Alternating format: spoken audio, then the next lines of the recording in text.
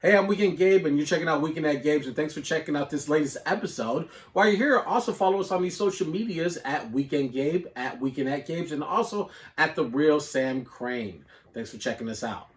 Tonight, we hope this comedy legend can help us rename this segment and get it out of Thursday Thunnies into something a little bit more, I don't know, digestible. I don't know. But he, like I said, he's a Chicago legend. I've been a fan of his for nearly as long as I've been around, from the time that I got BET on my cable provider. So I've been watching and following him for just as long. Damon Williams joining us tonight on Weekend at Gabe. How are you?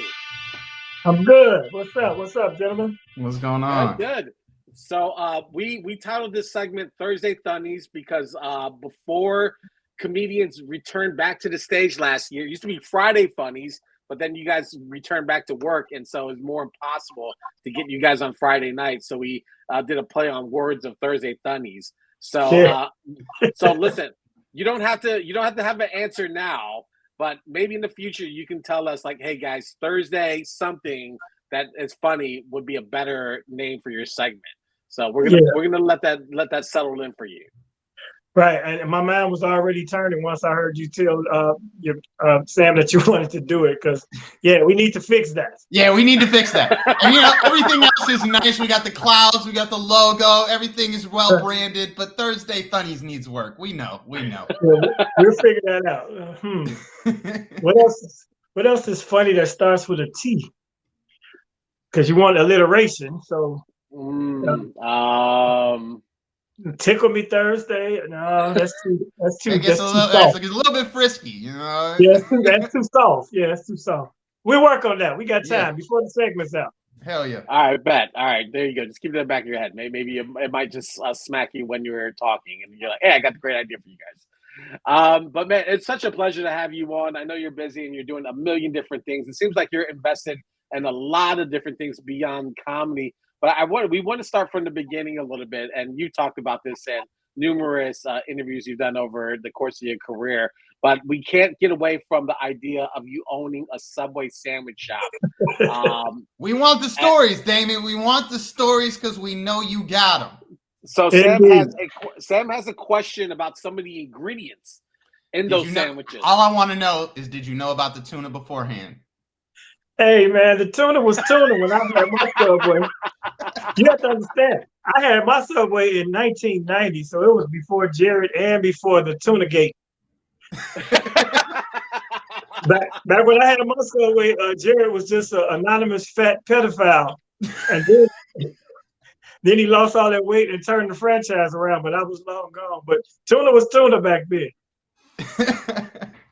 Well, what made you want to buy a Subway before? Like, I don't remember Subway being a thing in 1990. So, what made you want to invest in the franchise at all?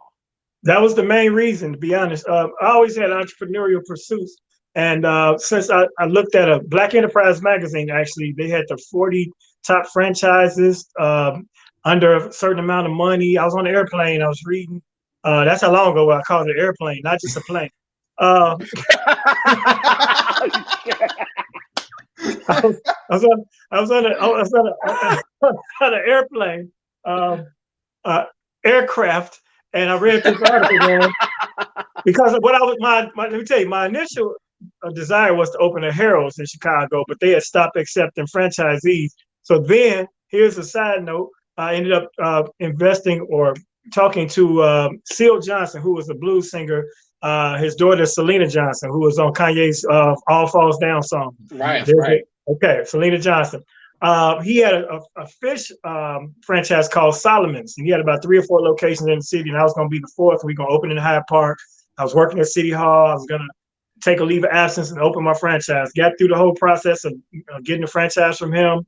We found a location. We went to sign the lease, and when they found out it was a deep fryer and fish, they didn't want us in the building. So I lost that opportunity. So I had to go back to work.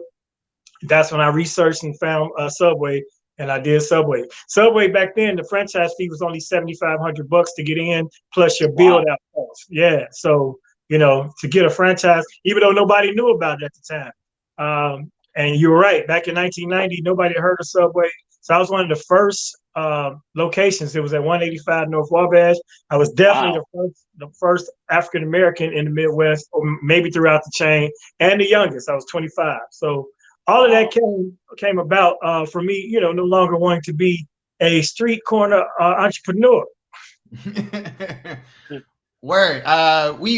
We sort of, we did our research. We look back at your job history as well as all the plethora of things that you've done for comedy and also executive producing. But the list of jobs is really, it's a lot. You talked about working at City Hall. You talked about your entrepreneurial spirit, working for Mayor Harold Washington. How do you reflect on that sort of journey and where you are now? Especially because it seems like you've applied that entrepreneurial spirit at almost every turn. Well, the whole motivation for the entire journey that you mentioned was trying to not have a job. Word. That's why I do stand up, because I don't want to work 8 hours a day and get 2 15-minute breaks at a lunch and things of that nature. No disrespect to anybody that's their job and that's their lifestyle, because you got to feed yourself, you got to feed your family. But I always felt like I wanted to be my own boss. I always wanted to not. I always had a problem with authority. So those things, and then I went to a club. I think it was a club here in Chicago called the Funny Firm back in the day, or it might even been Zany's. But it was a guy on stage, and he had a cocktail in his hand, and he was telling jokes. And he said, "I love my job because I get to drink on the job, and I only work an hour a day." And I'm like, boom, that is the life. An hour a day with drinks, and then it's only on the weekend. Man, sign me up. So, and that was like early 80s. I wasn't even thinking about actually doing it, but that I remember that always stuck with me, that guy. I wish I knew his name so I could give him credit for it. But he probably is gone by now because there's a lot of liberty fees in comedy, and he was drinking on the job.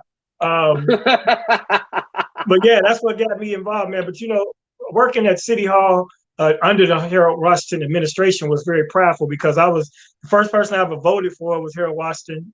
And I worked on the campaign locally in our precinct and saw that whole thing. And then he went through the whole council wars, and he would come into the, you could see him entering the building with his security detail. He had dusted off the limo that the city didn't use anymore. And it was just so prestigious and emboldening for me as a young African American. I'm 18, 19, 20, and observing this. So it was a beautiful time, man. But then that was really the last office job or, real job I've had.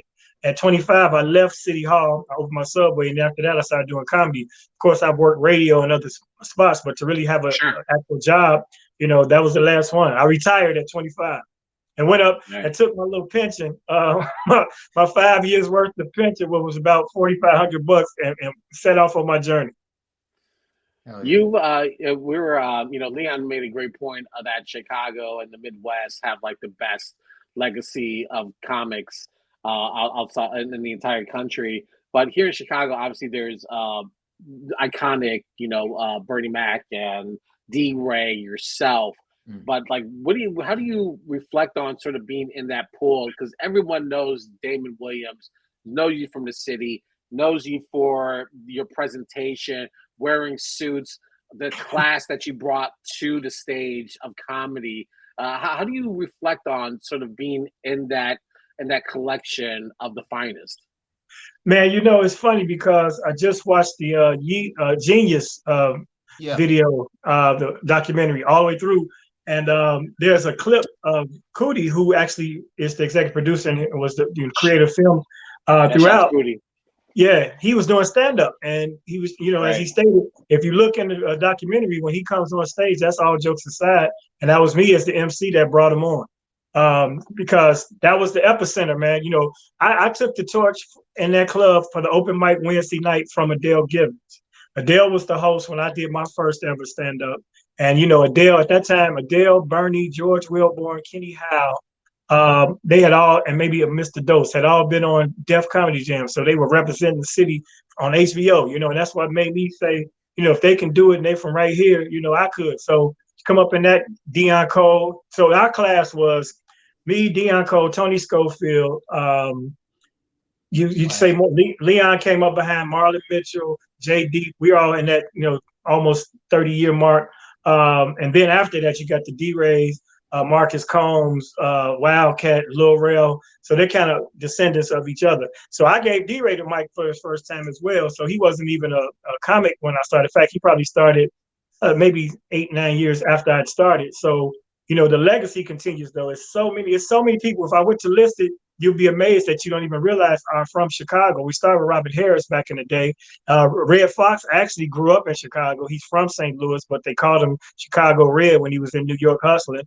Went to high school in Chicago, so that makes you Chicago. Melanie Camacho, Rodney Perry, Marshall Warfield. It goes on and on and on. I could keep going. And some Craig Robinson is killing it. Craig came up with us back there at All Jokes Aside. Godfrey was in that class. Yeah, Godfrey too, legend. Yeah, it goes on and on and on, man. And I'm missing people. Tony Schofield. There's so many people that And then when Comic View came about, I got to mention Corey Holcomb and Jeff B, Diane Corder, who gave me the mic or gave me the opportunity to get on Comic View the first time.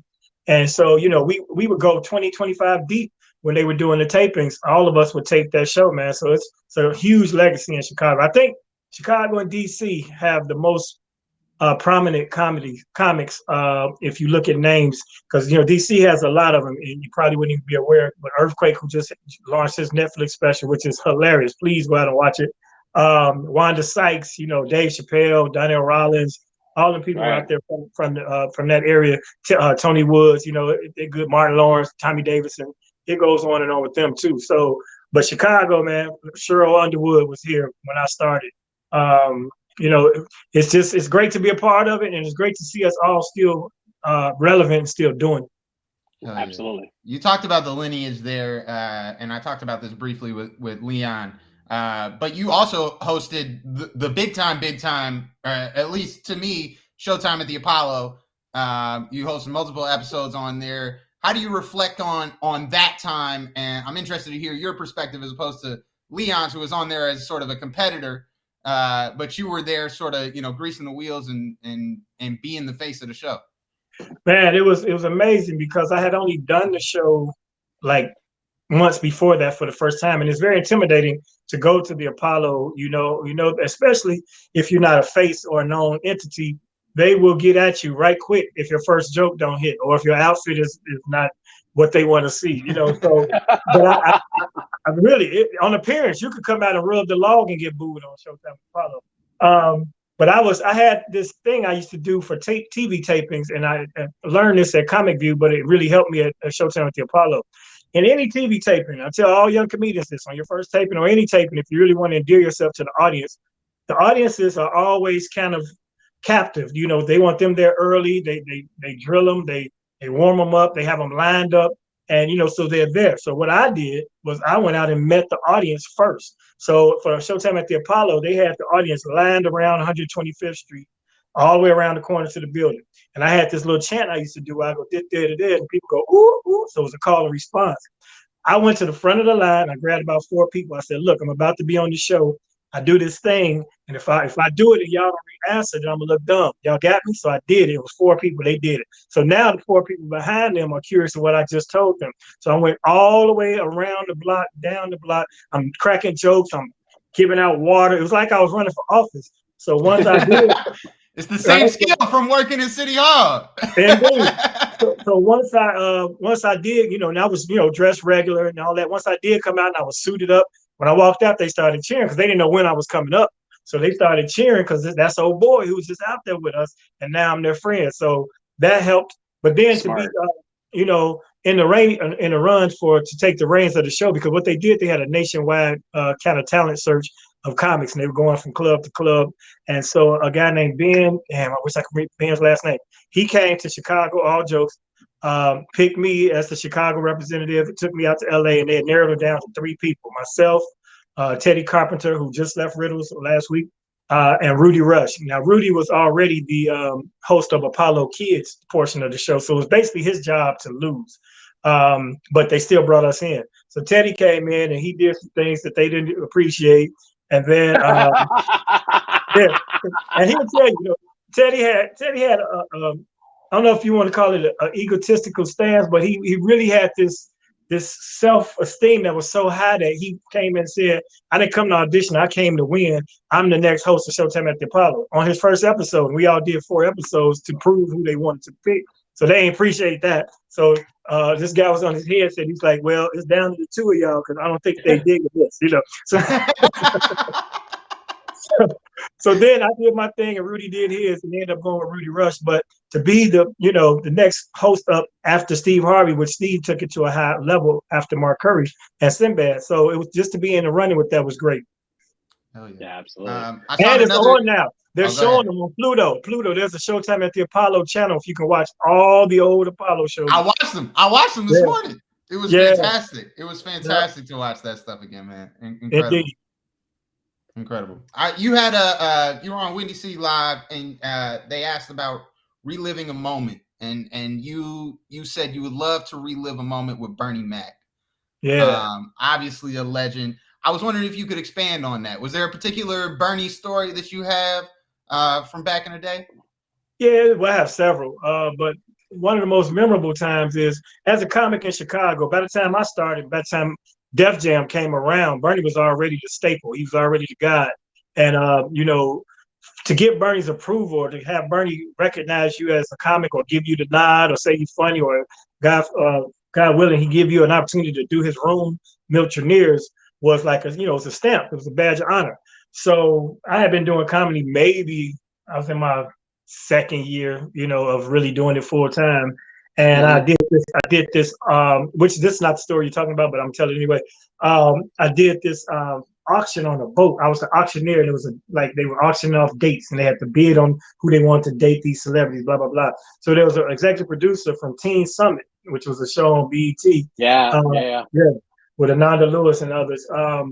She was in the audience, and she loved what I did. So she invited me. She said, I got something for you. She invited me to be on this panel on Teen Summit with comedians. And it was Bernie, Ellen Cleghorn, who was on Saturday Night Live. I think she was the first Black woman ever on Saturday Night Live way back in the day. Probably don't remember her. And it was either Tommy Davidson or somebody of that stature, and me.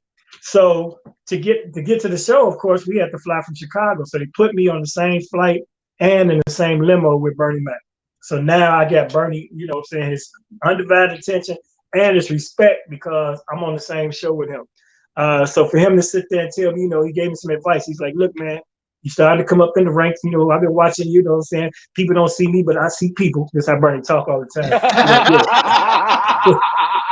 People don't see me, but I see people, I see what you're doing your thing, blah, blah, blah. But he'll give you some advice, He said, that first hour material, when that comes, it's going to come. But that second hour is going to be a son of a bitch. It's going to be hard. You're going to have to work to get to that second hour of funny. He said, also, pay your taxes, pimp.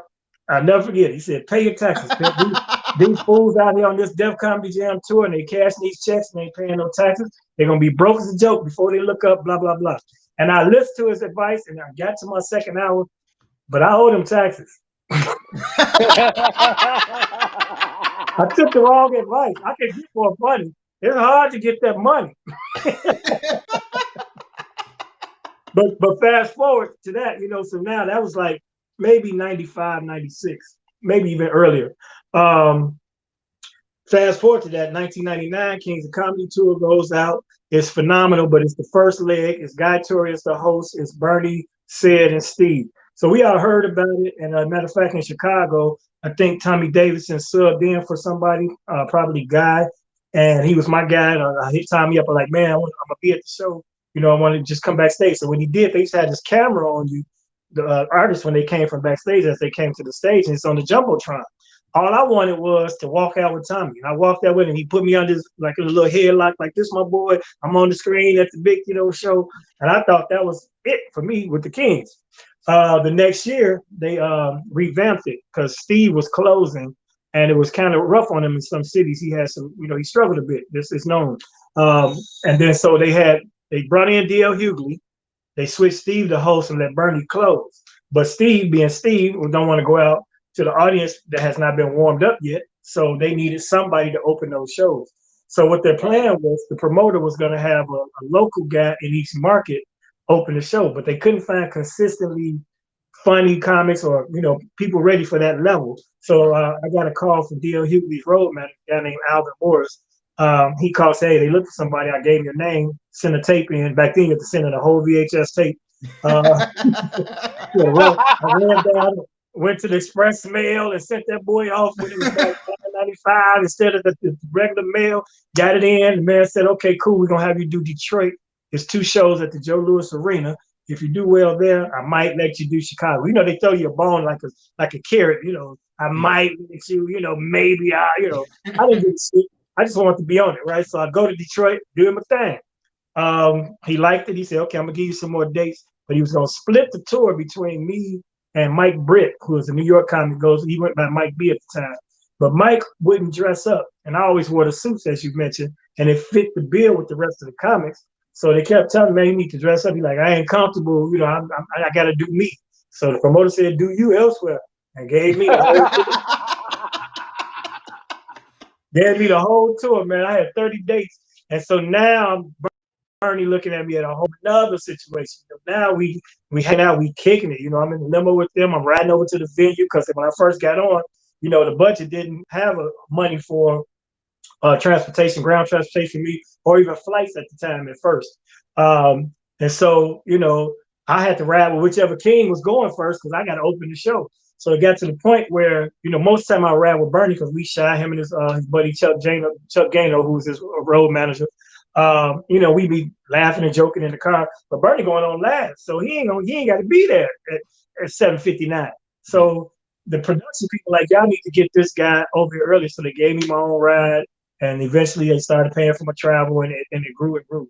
But I got a chance to have, unlimited access to Bernie and just to see his whole work ethic and to see the fact that of all the kings, Bernie never went to an after party, never went out after the show. You never see Bernie drunk. He always had gatherings at his suite. And you go to his suite, it'd be like, a house party. They're playing cards. They got, fish fried and, Miller Lights and Miller. He used to drink them. What's the Miller Genuine Drafts? He had Miller Genuine Drafts. He was drinking, smoking his cigar, and holding court. He would none of his staff. Nobody went out. It was cool. And so just to kick it with Bernie like that, if I could get another date with Bernie, that'd be awesome. Because we came to the United Center. When we came home, you come to your hometown. Yeah. And this after the tour had been getting momentum, man. It was beautiful to just be in the house that Mike built and represent with Bernie. Incredible story, man. Really is. All right, before we get out of here, I know we're a little bit in OT, so I want to respect your time, Mr. Williams. I got time now. I listened to Leon talking about the damn Cubs and the North Side. All that bullshit. That's where I was gonna go. Like, you're a South Side guy, so you ride for the White Sox, I assume.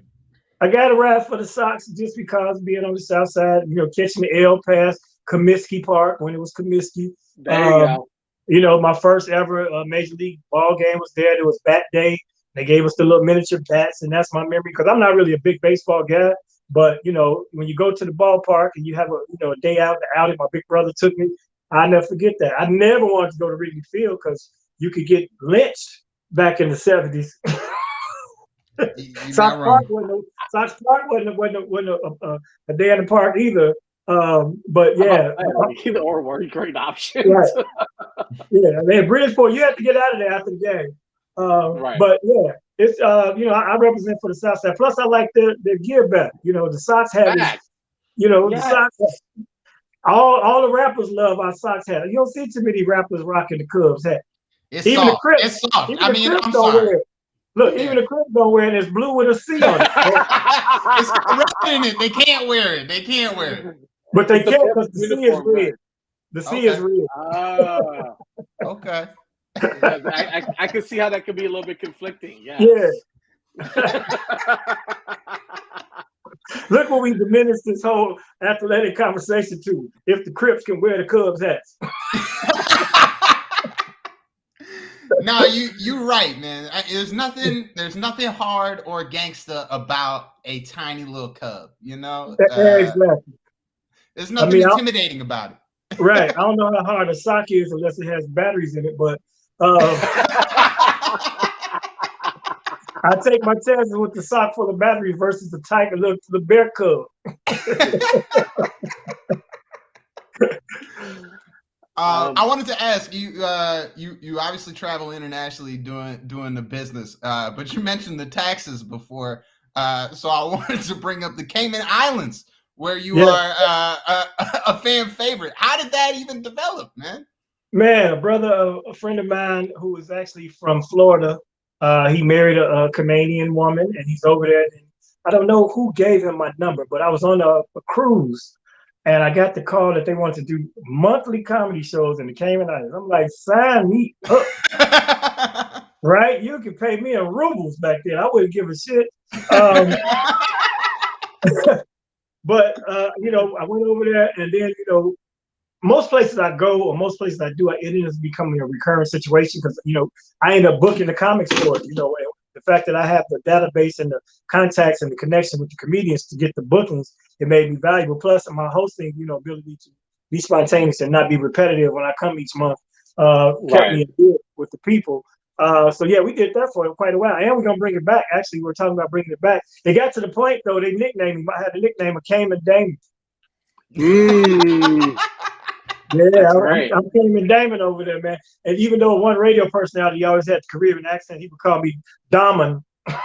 I don't know how he got DM when it said Damon, Cayman Damon. But yeah, so I actually doing the comedy shows, then being on cruises when our cruise ship groups would stop. The Tom Joyner cruise, I do that every year.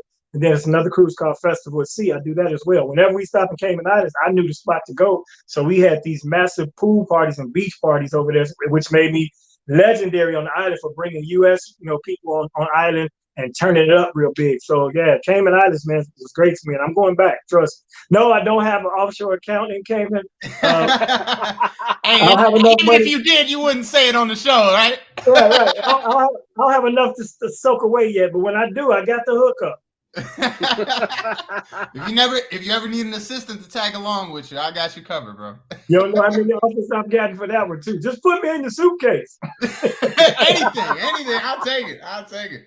Yes, sir. One of the things that you mentioned is because you're known for doing clean shows and dirty shows. How challenging is it to turn that? Is that like a light switch where you can just turn it on and off, or do you have to really concentrate on not, saying anything out of pocket that could offend someone? It depends on what they want by clean. There's corporate clean where you have to be, politically correct because the corporate entities will frown on anything like that.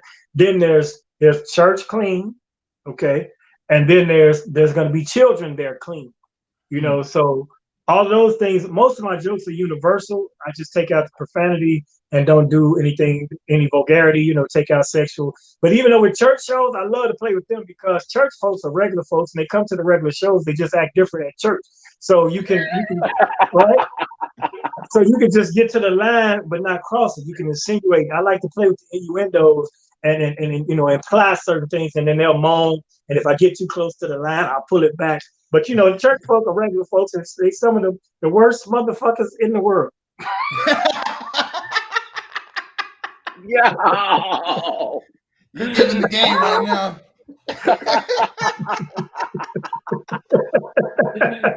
Wow. Man. Yeah, don't cut this from me.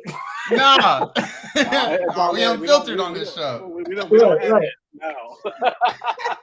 No. See, what I just did there was play with the two energies, the religious and then the cussing. I had a joke like that, where this lady, I say my aunt was super saved after she had been, smoking and drinking and cussing so long that you could catch her off guard, and she would cuss in normal circumstances. So I'd be like, "How you doing, auntie?" So I'm blessed and highly favored, like a motherfucker, So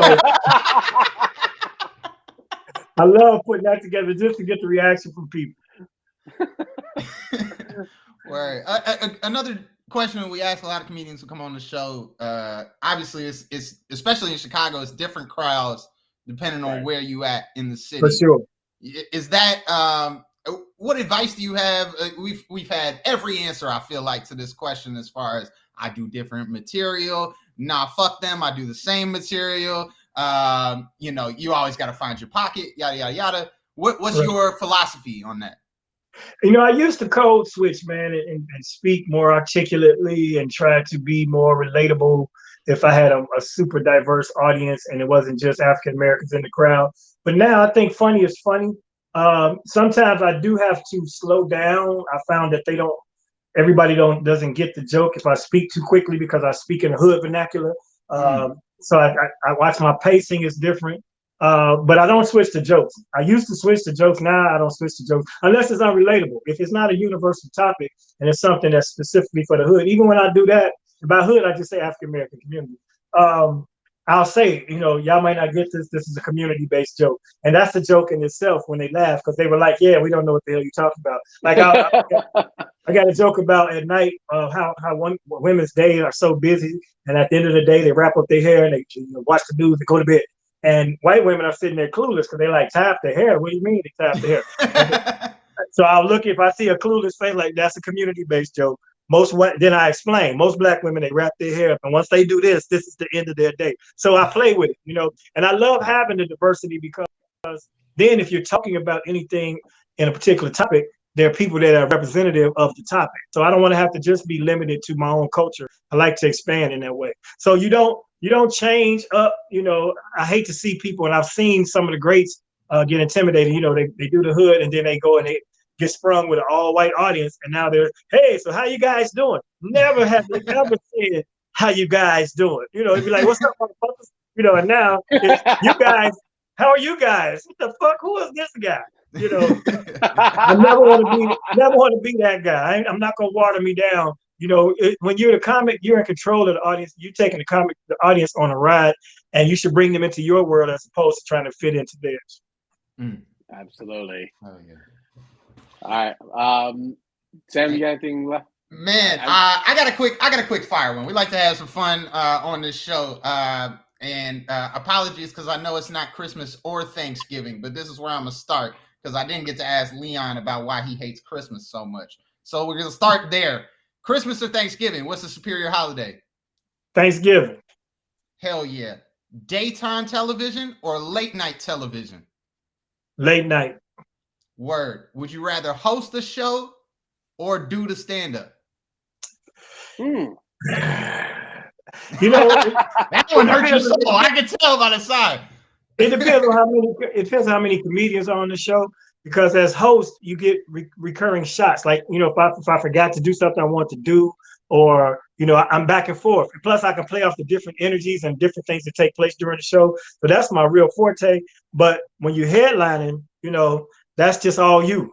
So it's a toss-up. But I would say host would be my preference. Word. My last question is Cayman Islands or Jamaica?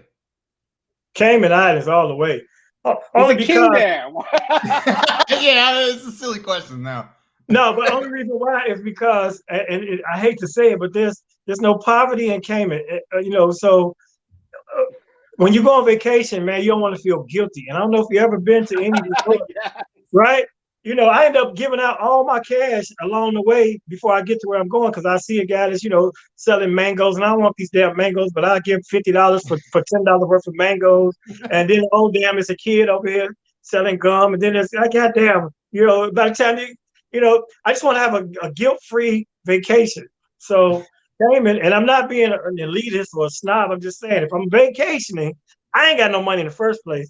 I don't need to be giving it out along the way. So, Cayman Islands. Word. That was a great answer. All right, but before we go, I wanna pitch a joke, and you tell me if it's awful or if it's funny. Tell them it's awful. So recently in the news this week, you might have read this, that there was a Green Bay woman and man who were high when they were having sex, and she dismembered him and put his body into different compartments. So did she Green Bay pack him? Oh yeah, no, you gotta stop. Oh, that was awful. Oh man, I had high hopes for you, bro. But it went downhill once the dismemberment came because there's nothing funny after that. It's like, or this relationship, can they ever pick up the pieces? I don't know where you want to go with that. This relationship is over. They can never pick up the pieces. But did she Green Bay pack him? No, I'd say that's a fail. Yeah, we're gonna give you one of these, Gabe. Right. That was a cheesy joke. There you go. That's all I got. There you go. He's really got the best hair on the show. That's what he's known for, not his jokes. Exactly. You know? He does have that.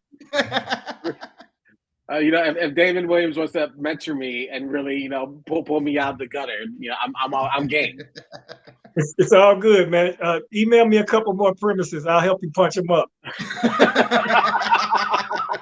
Because I don't want you to be this terrible on your show again. I'm comfortable. I'm comfortable. I hope your feelings are not into it, because you probably thought that was a good one, and it hurts when people don't laugh at your shit. I know, trust me. Listen, I do dad jokes all day that my kids just absolutely hate, so it's fine. I'm comfortable with it. I love dad jokes, though. To be honest, Rodney Dangerfield was one of my favorite comedians of all time, just because he had punchlines and one-liners. Man, that style of comedy, which is a lost art. I might sit down and really focus and smoke some good weed and try to write a Dangerfield-esque set. Just do 5 minutes. My wife, she's so ugly. How ugly is she? One of them just go on a rant. He has this joke that I absolutely love, and I'm pretty sure this will land. He's like, this girl I like, she called me and told me to come over, so I came over, and then no one was there. She left him. She called and told him to come over, but she wasn't there.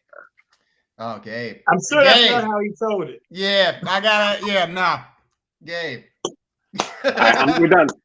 Okay. Damon, we're done. So this is where we end the show. Okay. Thank you so much. Thank you so much for coming on, man. And I'm glad to be here. This is probably a good time to end right there. If you can't tell a Dangerfield joke, man, let's go. We out. Damon Williams, thank you so much for joining us here on the show. Riddles Comedy is the place to be. Go see the finest comics, and also you'll catch Damon Williams there. Where are you going to be at next? Actually, I'll be at Riddles Saturday, and I'll be at Zany's Sunday downtown. I mean, Chicago Old Town. I just wanted to do Zany's just for the feel of the old traditional club, and then to reestablish myself with the new management and such, because they're young people and they probably weren't even familiar with me when I was back there. One of them black and white pictures on the wall. So I want to go update my picture, and we're going to film it. So if it turns out nicely, you'll see clips of it all over the place. Hell yeah. Cool. Looking forward to it. All right, sounds good. We appreciate you so much for blessing us with your time, man. This was so great. This is definitely one of my bucket list guests that you were able to come on the show with us and just talk about all these great stories of yourself, and also the great comics that you've been shared the stage with. This is really fun. Indeed, it was awesome, man. I'll do it again sometime. Next time, try to put me and Leon on there together. That'd be hilarious. Hey, we'll do that. We'll do that. I was thinking about it, but then I was like, we would never ever get to you. Indeed. Indeed. Leon has personalities like to talk. That's what it is. Yeah, Leon has he's the only child. So he just has a lot of imagination. He's been talking to himself for the longest. This makes a lot of sense now. Yes. Right. He's in his room, with the G.I. Joes and the Army men. He's been imagining stuff all his time. That's my brother, though. Much love, Leon Rogers, Chicago legend, the Destin legend. The Destin exactly. Yeah. All right, enjoy the rest of your evening. We appreciate this again, and we hope to see you soon out in these streets and on these stages. Let's wrap it up. I appreciate it. Holla. All right, Damon Williams joining us here on Weekend at Gabe tonight, wrapping up our Thursday Thunnies. Listen, sometimes you strike out and you try to, pitch a Hey joke. man, I am not mad at you, because when we booked this show tonight with two comedians, I thought to myself, the number one thing I'm not going to do is try to be funny, because these guys can be funny for me. So I'm glad that you ventured into it. I think you learned your lesson there, Gabe. I got these bars off. I got these jokes off. Oh my God, I forgot you got the bars off at the beginning of the show. This is an embarrassing episode for you. I might play this at your funeral at some point. I'm gonna be like, you know what the worst one he ever did was, and everybody's gonna laugh. Listen, it's all right. You gotta be yourself. Like Leon said, gotta be yourself. Gotta be. It's gonna be what it's gonna be. Hey, I'm Weekend Gabe. Thanks for checking out this latest episode of Weekend at Gabe's. Click on any of the links swirling around my head and also hit the subscribe button while you're here. Thanks for checking out us here on YouTube.